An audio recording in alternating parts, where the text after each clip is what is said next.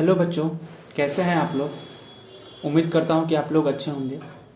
आज से मैं आप सबके लिए फिजिक्स का एक लेक्चर स्टार्ट करने जा रहा हूं, जिसमें मैं कंपटीशन लेवल का फिजिक्स और बहुत सारे प्रॉब्लम सॉल्व कराऊंगा और थ्योरी भी बताऊंगा। खासकर उन बच्चों के लिए जो अभी 11th स्टैंडर्ड में हैं और 12th में हैं और वो कंपटीशन एग्ज़ाम जैसे जेई हो गया, नीट हो गया या अदर अंडर ग्रेजुएट एग्ज़ाम जैसे जेएनयू, डीयू, जीएमआई या बीएचयू की तैयारी करना चाह रहे हैं, उनके लिए खासकर मैं ये लेक्चर बनाने जा रहा हूँ। तो बने रहिएगा मेरे साथ बिना किसी डाउट के। तो चलिए स्टार्ट करते हैं आज का अपना पहला टॉपिक, जो कि है वेक्टर एनालिसिस पे ना। तो वेक्टर एनालिसिस को इस तरह से समझते हैं कि हम सोचेंगे कि कोई भी चीज़ है, हमको वेक्टर की ज़रूरत उसकी नीड क्यों होती है। सबसे पहले यही समझेंगे कि कोई भी चीज़ अगर हम पढ़ रहे हैं तो उसकी ज़रूरत क्यों है। अगर वेक्टर हम पढ़ना चाह रहे हैं तो वेक्टर की ज़रूरत क्यों। तो पहला क्वेश्चन यही पुटअप होता है कि वाई वी नीड वेक्टर, हमें वेक्टर की ज़रूरत क्यों पड़ी। तो इस चीज़ को आप ऐसे समझिए जैसे कि कोई भी फिजिकल क्वांटिटी है, कोई भी भौतिक राशि है। जैसे कि आपको बोल दें कि जाइए बाजार से दो किलो आलू लेके आइए, तो आप गए मार्केट में 2 किलो आलू खरीदा, ठीक है। तो वो अपने आप में एक कंप्लीट है। दो मतलब जो दो उसका मैग्नीट्यूड है और केजी मतलब उसकी यूनिट है। तो कोई भी फिजिकल क्वांटिटी यानी भौतिक राशि है, उसको हम क्या करते हैं, उसके मैग्नीट्यूड और उसके यूनिट से हम रिप्रेजेंट करके अपना काम चला लेते हैं। तो प्रॉब्लम यही हुई कि अगर कोई भी फिजिकल क्वांटिटी भौतिक राशि है, अगर उसको हम उसके मैग्नीट्यूड यानी परिमाण और उसके यूनिट में हम लिख देते हैं, यानी उसके मात्रक में लिख देते हैं, तो हमें ये वेक्टर की जरूरत क्यों पड़ी। सपोज इसको एक एग्जांपल समझिएगा। जैसे कि आप किसी से सपोज दैट किसी से आप फेसबुक पे या इंस्टाग्राम पे सपोज दैट कहीं से भी आप चैटिंग वेटिंग कर रहे हैं किसी से, और उसने आप सडनली आपको रात को फ़ोन किया और बोल दिया कि चलो कल मिलते हैं।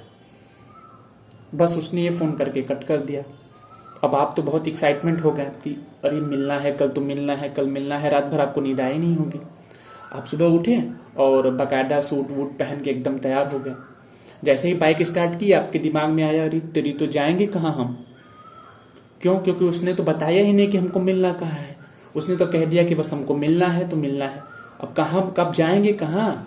अब आप घूमिए बाइक लेके कि हर पॉसिबल डायरेक्शन में जाइए, ये आपके लिए उचित तो है नहीं। अब आप कहाँ कहाँ जाएंगे। तो एक चीज़ यहाँ पे मिस हो रही थी कि उसने डायरेक्शन नहीं बताया। अगली बार जब वो फ़ोन करेगा फिर करेगी, जो भी होगा वो फ़ोन करेगा, तो आप उससे पूछेंगे भैया हमको बता दो एग्जैक्ट जगह कहाँ हमको मिलना है, कौन सी गली में कौन सी जगह पे मिलना है।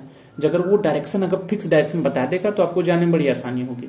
हाँ, तो कुछ कहने का मतलब है कुछ फिजिकल, इसी तरह कुछ फिजिकल क्वांटिटी होती हैं जिनको बताने के लिए हमको डायरेक्शन चाहिए ही चाहिए होता है। जैसे वो फिजिकल क्वांटिटी हमारी, जैसे एक एग्जांपल के तौर पे ले लीजिए, एक फोर्स हो गया ना।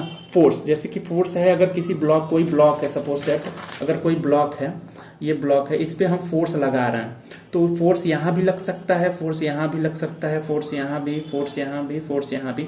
तो हर पॉसिबल डायरेक्शन में फोर्स हमारा लग सकता है।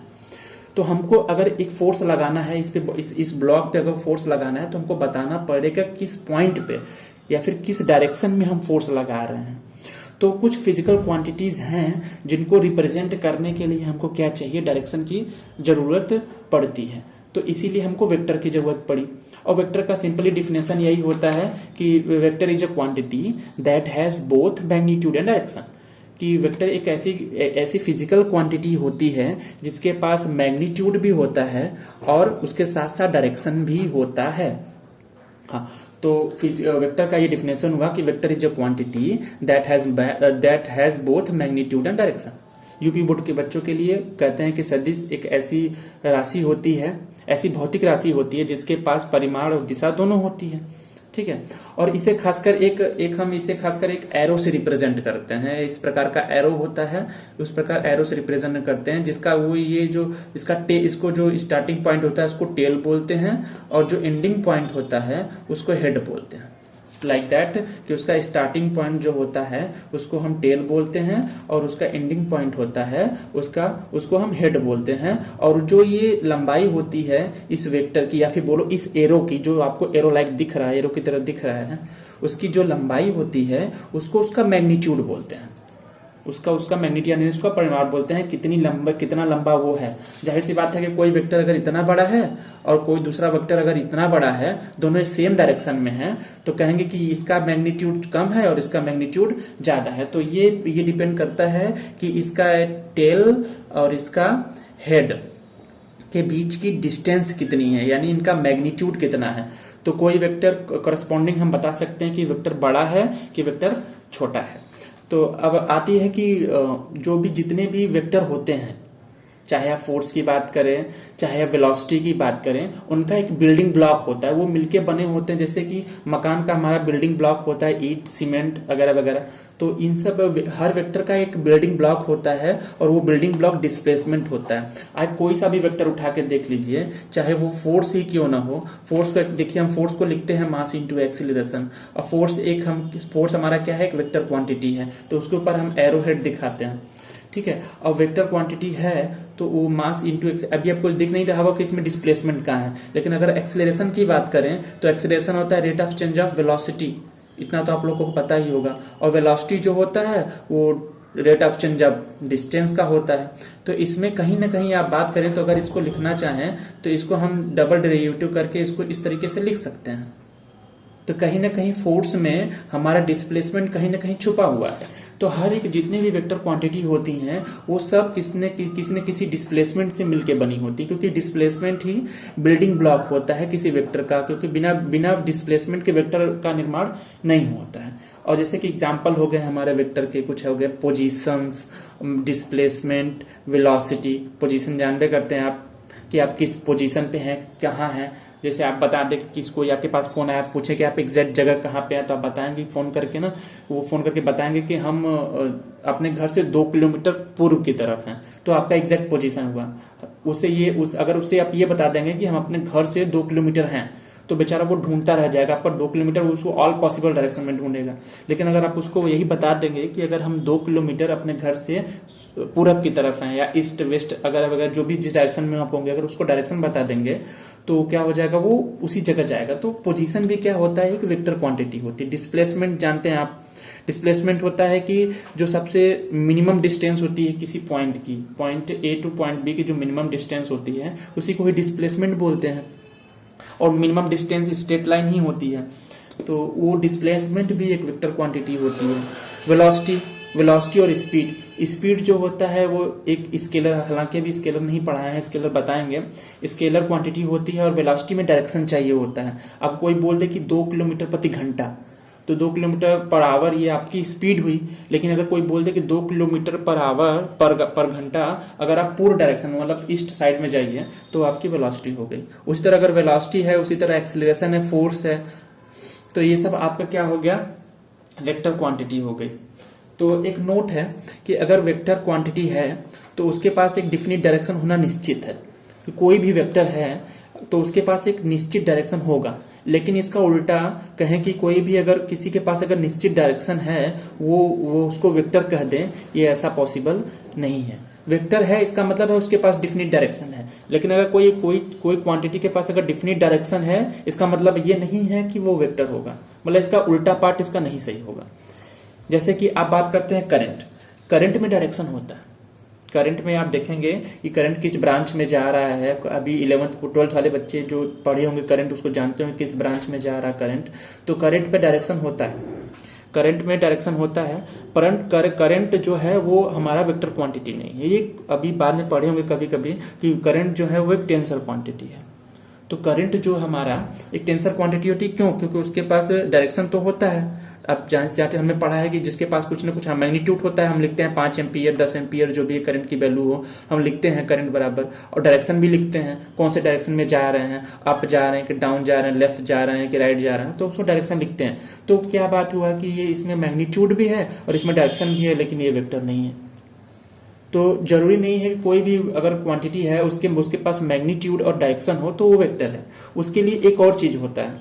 वेक्टर पूरी तरह से वेक्टर का डेफिनेशन समझें तो कहते हैं कि vector is a quantity that has both magnitude and direction and follow the vector algebra. हाँ, इनके यहाँ एक और चीज लिखना चाहिए कि फॉलो द वेक्टर अलजेब्रा, कि वो वेक्टर अलजेब्रा को फॉलो करना चाहिए। जैसे कि यहाँ पे देखिए कि अगर हम नॉर्मली 5 और 9 को जोड़ते हैं तो 14 आता है ना। ये हमारा नॉर्मल सा एडिशन है कि 5 और 9 को जोड़ेंगे तो 14 आएगा, उसके अलावा हमको कुछ नहीं मिलने वाला। लेकिन बट अगर वेक्टर 5 और वेक्टर, मान लीजिए कि 5 और 9 एक वेक्टर क्वांटिटी है, तो 5 वेक्टर और 9 वेक्टर को जोड़ेंगे तो उसकी वैल्यू 4 और 14 के बीच में कुछ भी हो सकती है।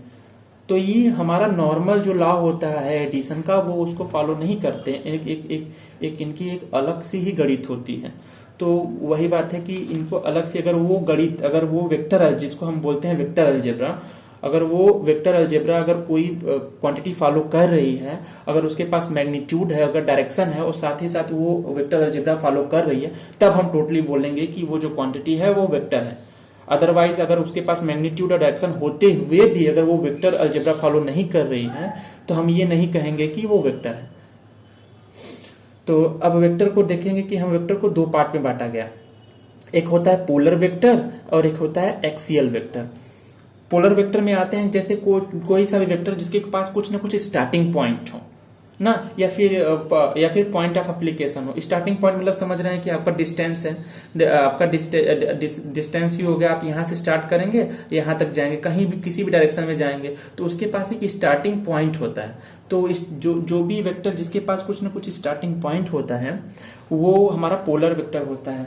और खास करके जिसके पास और बोलने की पॉइंट ऑफ एप्लीकेशन होता है, जैसे फोर्स है, फोर्स को हम किसी ब्लॉक पे लगा रहे हैं तो किस पॉइंट पे लगा रहे हैं, यहाँ लगा रहे हैं किस पॉइंट पे, किस पॉइंट पे, किस पॉइंट पे, तो ये पॉइंट ऑफ एप्लीकेशन है। तो जो वेक्टर के पास कुछ स्टार्टिंग पॉइंट होता है, कि उनके पास ना कुछ स्टार्टिंग पॉइंट होता है और पॉइंट ऑफ एप्लीकेशन होता है कि किस पॉइंट पे वो एक्ट कर रहे हैं, किस पॉइंट पे लग रहे हैं, तो वो हमारा जो वेक्टर होता है वो पोलर वेक्टर होता है। और कुछ वेक्टर होते हैं जिनके पास कोई स्टार्टिंग पॉइंट नहीं होता है, वो केवल उन वेक्टर को बोलते हैं एक्सियल वेक्टर।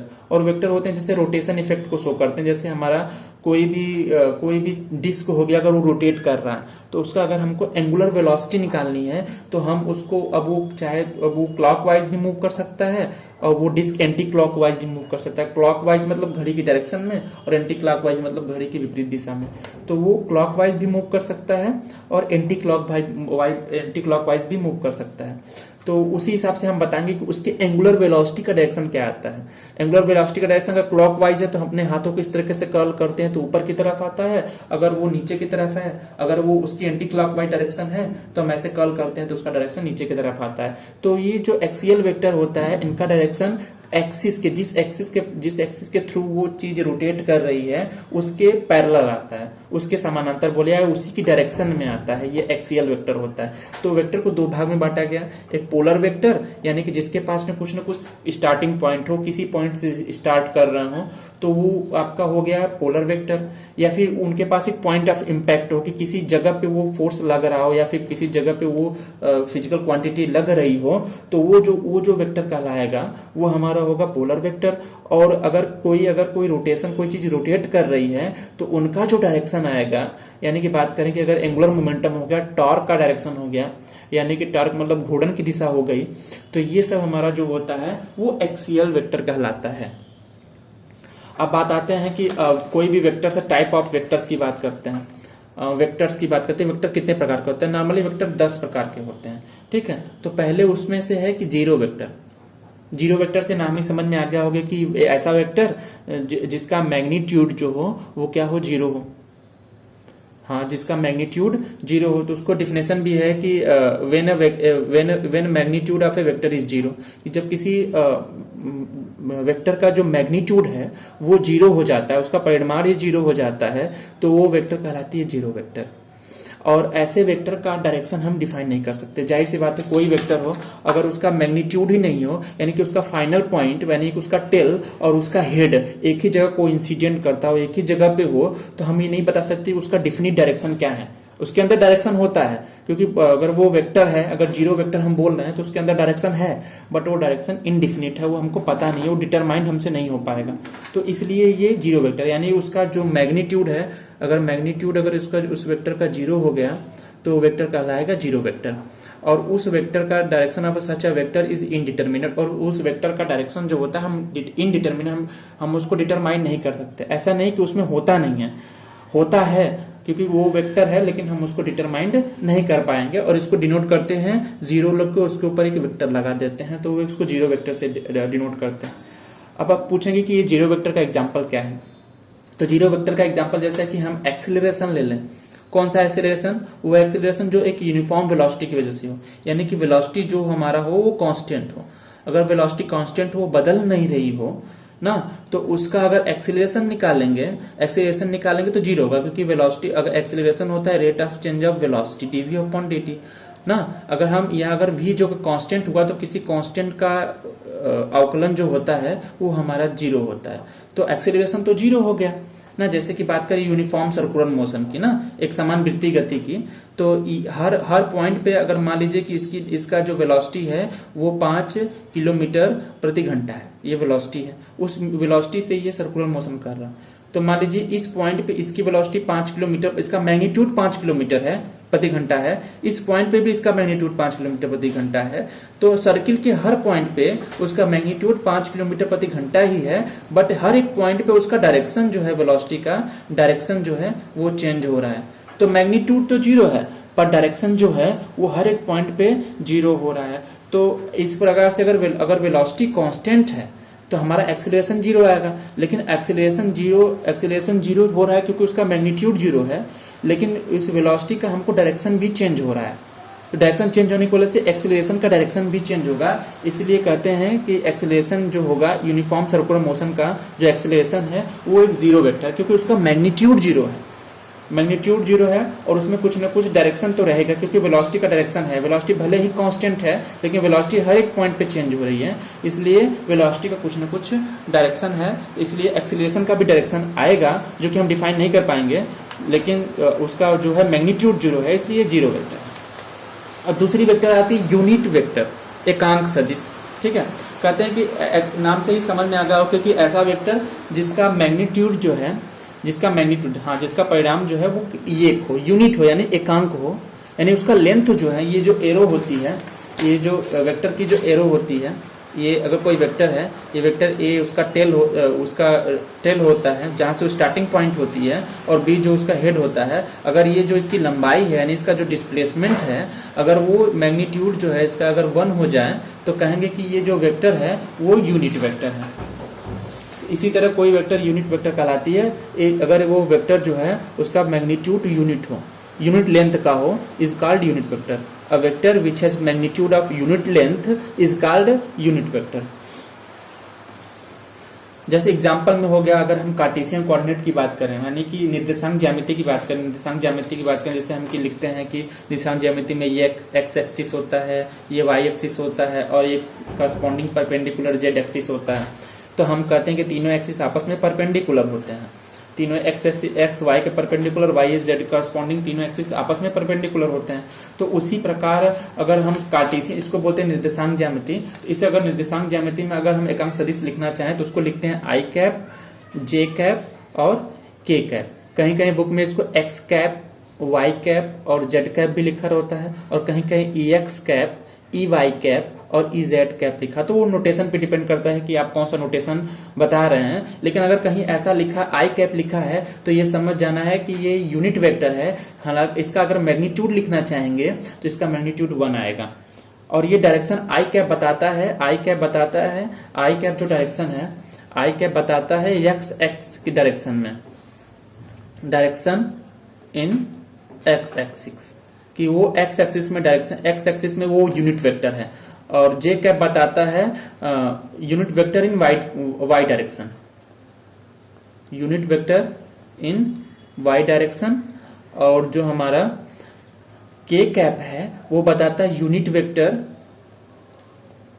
इन जेड डायरेक्शन। तो ये अगर वो आई कैप लिखा है तो उसका मतलब समझ जाना है कि वो उसका जो यूनिट डायरेक्शन, उसका जो डायरेक्शन है वो एक्स एक्सिस में। जैसे कि एग्जांपल के तौर पे हम समझें कि कोई हमको वेक्टर दे दिया, मान लीजिए वेक्टर ए दे दिया, वो दे दिया 5i कैप। इसका मतलब है कि वो एक्स एक्सिस में वो कितनी दूरी चला है, वो 5, उसका मैग्नीट्यूड कितना है, 5 है, और आई कैप ये बता रहा है कि किस डायरेक्शन में। आई कैप मतलब कि वो एक्स एक्सिस में। तो इसको लिखेंगे ऐसे, कोऑर्डिनेट सिस्टम बनाएंगे। अगर इसको वो एक्स वाई और जेड लिखेंगे, अगर ये 5 आई कैप है तो वेक्टर ये ऐसे बनेगा आपको। अगर यहां से यहां तक इसकी दूरी 5 है तो ये वेक्टर इसका ऐसे बनेगा आपका 5 आई। ये आपका वेक्टर हो गया 5 आई कैप ना। तो अगर लेकिन यही वेक्टर हो गया, अगर कोई मान लीजिए यही वेक्टर ए कैप हो गया आपका 5 जे कैप, तो ये बताएगा कि वाई एक्सिस में उसका मैग्नीट्यूड कितना है, 5 है, और डायरेक्शन कितना है, वो डायरेक्शन किस एक्सिस पे है, डायरेक्शन है वाई एक्सिस पे ना। और इसी जो है यूनिट वेक्टर को हम बेसिस बोलते हैं कि क्योंकि बेसिस मतलब है कि ये आधार है। जैसे कि सपोज दैट मान लीजिए कि आपके शरीर की जो सारी हड्डियां हैं वो आपका क्या है, वो एक आपका बेसिस है, क्योंकि उन्हीं हड्डियों से मिलकर आपका पूरा शरीर बना है ना। अगर उस हड्डियों का, अगर उस आपका जो बोन्स है उनका अगर जो एक सेटिंग में जो जिस प्रकार से उसको एडजस्ट किया है अपने भगवान ने, या फिर जो भी बना है भगवान ने हमको, तो अगर हम थोड़ा सा उल्टा सीधा कर दें तो हमारी जाहिर सी बात है कि हमारी जो संरचना है, हमारे बॉडी स्ट्रक्चर है, वो चेंज हो जाएंगी ना। तो इसी प्रकार ये जो यूनिट वेक्टर हैं वो क्या होते हैं, वो किसी भी वेक्टर के बनाने के बेसिस होते हैं, ये आधार है। जैसे कोई वेक्टर लिखना हो, अगर कोई वेक्टर भी लिखना हो तो हम उसको बेसिकली आई जे और के कैप में ही लिखते हैं। जैसे कह दें कि कोई कार्टेशियन कोऑर्डिनेट में कोई सिस्टम है, कार्टेशियन कोऑर्डिनेट में कोई सिस्टम है, ये एक्स एक्सिस है, वाई एक्सिस है, जेड एक्सिस है, उसमें कोई पॉइंट है, उस पॉइंट का नाम है एक्स वाई जेड। इसका मतलब है कि वो एक्स एक्सिस पे एक्स दूरी पर है, वाई एक्सिस से वाई दूरी पर है, और जेड एक्सिस से जेड दूरी पर है। तो अगर इस वेक्टर को हमको लिखना है, इस वेक्टर का हमको पोजीशन लिखना है, तो हम लिखेंगे ऐसे। ये जो मान लीजिए वो वेक्टर है, ए वेक्टर है, तो लिखेंगे एक्स जो एक्स दूरी है किस डायरेक्शन में है, आई कैप के डायरेक्शन में, वाई दूरी किस डायरेक्शन में है, जे कैप के डायरेक्शन में, और जेड दूरी किस में है, के कैप के डायरेक्शन में। तो मैग्नीट्यूड और डायरेक्शन को मिला के देखिए, ये तीनों यूनिट वेक्टर से मिलके हमको ये वेक्टर मिला है। तो इसीलिए कहेंगे कि जो ये हमारा यूनिट वेक्टर होता है वो बेसिस होते हैं, क्योंकि इन्हीं से मिलकर हमारा क्या बनता है, इन्हीं से मिलकर हमारा कोई वेक्टर तैयार होता है। चाहे वो आई कैप जे कैप कोई भी वेक्टर होता है, हमको आई cap j cap k cap के ही फॉर्म में लिखते हैं। तो यूनिट वेक्टर, हाँ, और एक चीज और बहुत इंपॉर्टेंट चीज है कि ये जो यूनिट वेक्टर होते हैं वो कांस्टेंट यूनिट वेक्टर होते हैं। कांस्टेंट इसलिए बोल रहे हैं कि अभी हम कार्टेशियन कोऑर्डिनेट पढ़ रहे हैं, निर्देशांक ज्यामिति पढ़ रहे हैं। अभी आगे आप लोग अगर हायर क्लास में जाएंगे तो वहां पोलर कोऑर्डिनेट पढ़ेंगे या फिर स्फेरिकल कोऑर्डिनेट पढ़ेंगे। तो वहां पे जो यूनिट वेक्टर आता है, खासकर उस वहां पे जो पोलर कोऑर्डिनेट में यूनिट वेक्टर आता है वो आता है आर कैप, थीटा कैप और फाई कैप।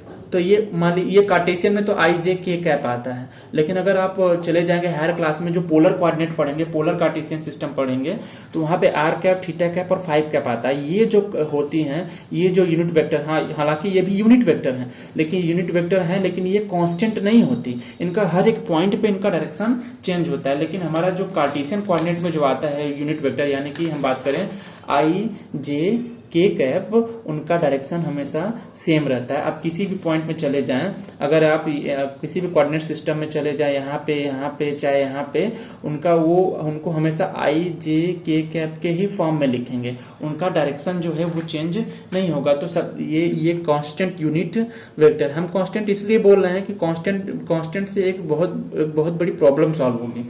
कांस्टेंट होने का मतलब है कि अभी हमको बाद में अगर मैथ में पढ़े होंगे तो हमको डिफरेंशिएशन करना होता है या फिर इंटीग्रेशन करना होता है। तो अगर मान लीजिए कि हमको इसका डिफरेंशिएशन करना है, डी ऑफ 5 आई कैप का हमको डिफरेंशिएशन करना है, तो अगर मान लीजिए 5 आई नहीं, हम चलिए अच्छा यहाँ पे एक्स ले लेते हैं ना। तो इसमें तो हम जानते हैं कि आई कैप डायरेक्शन यूनिट वेक्टर है, जो कि बताता है कि ये एक्स मैग्नीट्यूड है, वो भी एक्स डायरेक्शन में। तो हम क्या कर सकते हैं, इस आई तो हम जानते हैं कि ये कांस्टेंट यूनिट वेक्टर होता है, तो हम इसको डिफरेंशिएशन के बाहर ले सकते हैं। तो डी ऑफ केवल एक्स बचेगा। तो कांस्टेंट बोलने का ये मतलब है कि चाहे वो इंटीग्रेशन में अगर आई कैप, जे कैप और के कैप आ गया, तो उसको हम क्या कर सकते हैं, अपना उसको डिफरेंशिएशन से या इंटीग्रेशन से बाहर ले सकते हैं। अब अगला जो वेक्टर आता है वो हमारा है पोजीशन वेक्टर। जाहिर सी बात है, पोजीशन क्या होता है कि पोजीशन के लिए हमें चाहिए होता है कोई एक ओरिजिन, हमारा कोई एक पॉइंट चाहिए होता है।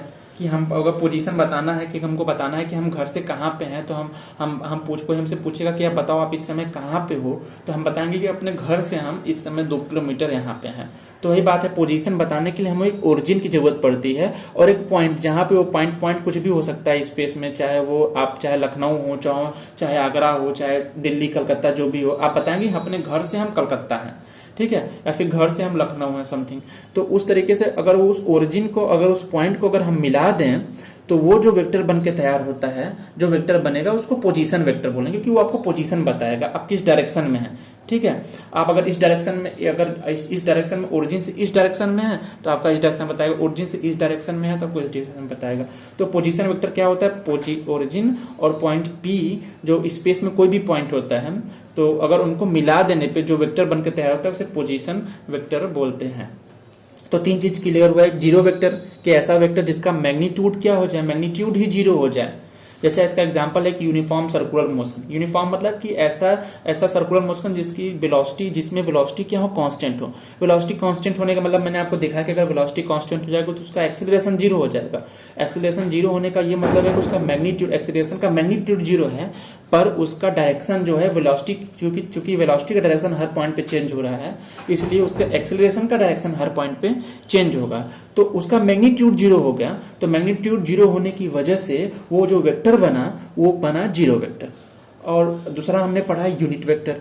कहते हैं कि ये वेक्टर जिसका मैग्नीट्यूड, कोई वेक्टर जिसका मैग्नीट्यूड जो है, जिसका परिमाण जो है वो यूनिट लेंथ का हो, यानी एकांक लंबाई का हो, उसे कहते हैं कि यूनिट वेक्टर। अच्छा, लंबाई क्या होता है कोई वेक्टर का? कोई वेक्टर होता है उसके टेल और हेड से जो बीच की डिस्टेंस होती है वही तो उसका मैग्नीट्यूड होता है, वही तो उसकी लंबाई होती है। अगर यही लंबाई जो है अगर ये एक हो जाए यानी यूनिट हो जाए तो हम कहेंगे कि ये जो वेक्टर है वो हमारा क्या है, यूनिट वेक्टर है। वेक्टर को लिखते हैं i cap, j cap, k cap, normally हम यही लिखते हैं, लेकिन किसी किसी बुक में एक्स कैप, वाई कैप और जेड कैप, और जब हायर क्लास में जाएंगे तो उसको e x cap, e y cap और ई जेड कैप कहेंगे। तो अब इन्हीं से मिलके हमारा कोई भी वेक्टर तैयार होता है, इसीलिए इनको बेसिस बोलते हैं। ये यूनिट वेक्टर ही क्या होते हैं, बेसिस, यही आधार होते हैं। और ये तीनों में एक खासियत है कि तीनों वेक्टर परपेंडिकुलर होते हैं टू ईच अदर। ये तीनों वेक्टर, इनके पास एक खासियत होती है कि तीनों वेक्टर ही क्या होते हैं, एक दूसरे के परपेंडिकुलर। आई कैप, जे कैप और के कैप। ये आई कैप होता है एक्स एक्सिस का डायरेक्शन होता है, और जे कैप वाई एक्सिस का डायरेक्शन होता है, और के कैप होता है जेड एक्सिस में यूनिट लेंथ का डायरेक्शन होता है। ठीक है, और कोई भी वेक्टर हमको लिखना है, जैसे हम बोल दें कि हम एक्स एक्सिस में हम 5 मीटर चल रहे हैं, वाई एक्सिस में हम चल रहे हैं 6 मीटर और जेड 6 मीटर लिख रहे हैं, और जेड एक्सिस में चल रहे हैं हम 7 मीटर। तो हमको बोलो कि हमारा जो पोजीशन है हमको वेक्टर के फॉर्म में लिख के दिखाओ। तो हम वेक्टर, मान लीजिए वेक्टर का नाम ए दे देते हैं। ए वेक्टर लिखेंगे कैसे, उसका एक्स एक्सिस में मैग्नीट्यूड कितना है 5, और एक्स एक्सिस का यूनिट वेक्टर कितना है आई कैप लिख दिया, प्लस वाई एक्सिस में हम कितना चले हैं 6, तो उसका मैग्नीट्यूड कितना हो गया 6, और उसका यूनिट वेक्टर कितना है जे कैप। ठीक है, और जेड एक्सिस में हम कितना चले हैं 7 मीटर, और उसका यूनिट वेक्टर कितना है के कैप। तो ये बन के पूरा तैयार हो गया। एक ए वेक्टर बराबर 5 आई कैप प्लस 6 जे कैप प्लस 7 के कैप। तो कोई भी वेक्टर हो तो उसको हम क्या कर सकते हैं, उसके यूनिट वेक्टर के फॉर्म में लिख सकते हैं, इसलिए यूनिट वेक्टर को हम वेक्टर का बेसिस बोलते हैं। और ये तीनों यूनिट वेक्टर जो होते हैं एक दूसरे के परपेंडिकुलर होते हैं। ये एक्स एक्सिस, ये वाई एक्सिस, एक्स एक्सिस में आई कैप, वाई एक्सिस में जे कैप और जेड एक्सिस में के कैप, ये तीनों एक्सिस एक दूसरे के परपेंडिकुलर होते हैं। और तीसरा हमने पढ़ाया था कि पोजीशन वेक्टर की ओरिजिन से, और कोई पॉइंट, अगर कहीं पॉइंट, कोई स्पेस में कोई पॉइंट हो, उस पॉइंट को जो मिलाने वाली रेखा होती है, जो मिलाने वाली जिसकी लंबाई होती है, वही उसका पोजीशन वेक्टर होता है।